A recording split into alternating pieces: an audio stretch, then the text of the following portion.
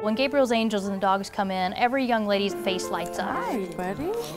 Even if a girl is like emotional or something, like she'll go up to Sam and give him a hug or like a kiss or something, you know, to just pour out her feelings. The dogs work with young ladies who might have a difficult time connecting and maybe verbalizing some of their experiences. And so sometimes with a young lady, just having a dog present helps give them the calmness and a sense of security. It's just really helpful because he's, you know, been through a lot too, and we've been through a lot also.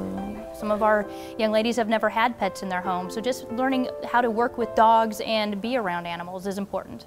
I've always wanted a dog, and my mom always tells me no because she thinks it's too much responsibility and she thinks I can't handle it.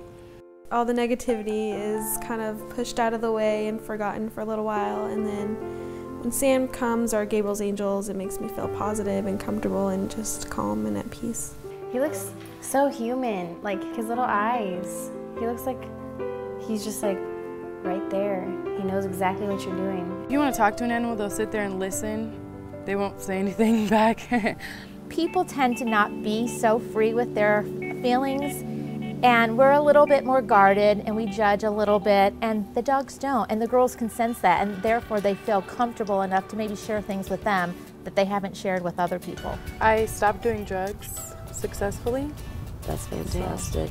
The main reason that I started doing drugs was because my mom. It was really cool because I got to bond with him, and it was like he was my own dog. Doing drugs kind of made me feel like I let him down because you have to be able to look after your animal.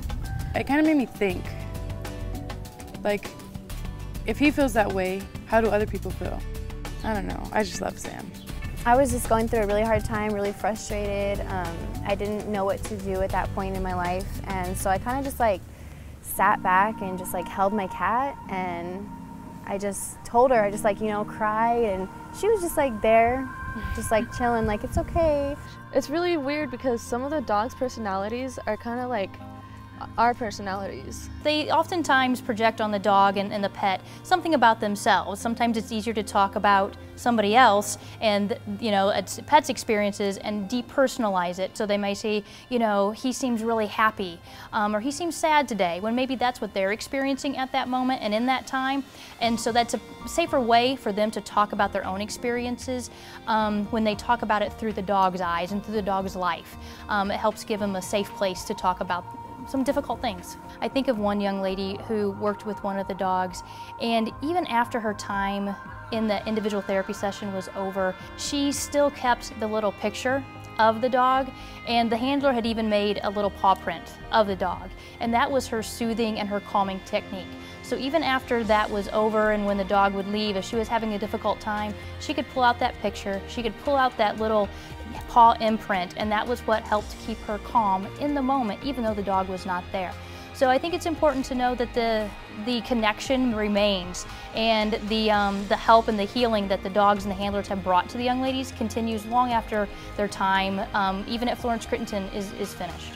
Please support Gabriel's Angels because they're so important to me. I love the dogs, and I wish they were my own.